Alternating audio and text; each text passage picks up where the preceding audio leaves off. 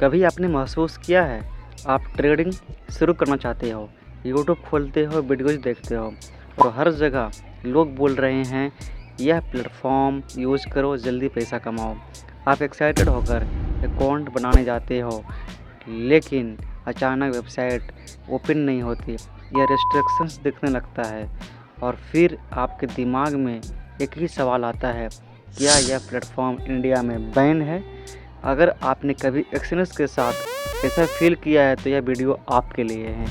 आजकल online trading India में बहुत तेज़ी से ग्रो कर रहा है, लेकिन एक चीज़ बहुत लोग इग्नोर कर देते हैं, हर प्लेटफ़ॉर्म इंडिया में लीगल या रेगुलेटेड नहीं होता। इंडिया में ट्रेडिंग और फाइनेंशियल मार्केट को कंट्रोल करता है security and exchange board of India, it's called SEBI. और सेबी के रूल्स काफ़ी स्ट्रिक्ट होते हैं ताकि इन्वेस्टर का पैसा सेफ रहे। अब सवाल यह है, एक्सचेंज के साथ इंडिया में एग्जैक्टली क्या इशू है? सबसे पहले एक बात क्लियर कर लेते हैं, एक्सचेंज ऑफिशियली बैंड नहीं है इंडिया में, लेकिन यह सेबी रेगुलेटेड ब्रोकर भी नहीं है।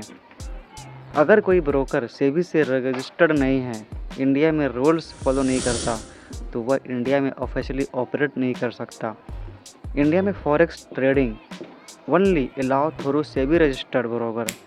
दूसरा पॉइंट होती है ओनली सर्टेन करेंसी, आपको आईएनआर के बेस पर ट्रेड करना पड़ेगा, लेकिन फॉरेन प्लेटफॉर्म जैसे एक्सचेंज इन रूल्स के बाहर ऑपरेट करते हैं।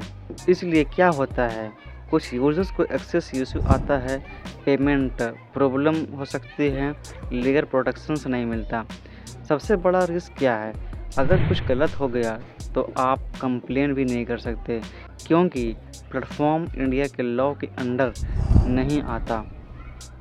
तो अब बात बिल्कुल क्लियर है, एक्सचेंज इंडिया में फुल्ली बैंड नहीं है, लेकिन यह सेफ और रेगुलेटेड ऑप्शन भी नहीं है।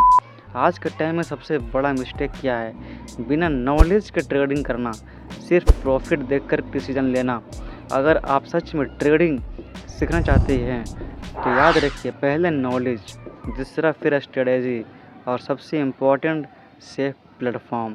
क्योंकि मार्केट में पैसा कमाना इम्पोर्टेंट है, लेकिन उससे भी ज़्यादा इम्पोर्टेंट है आपका पैसा सेफ रहना।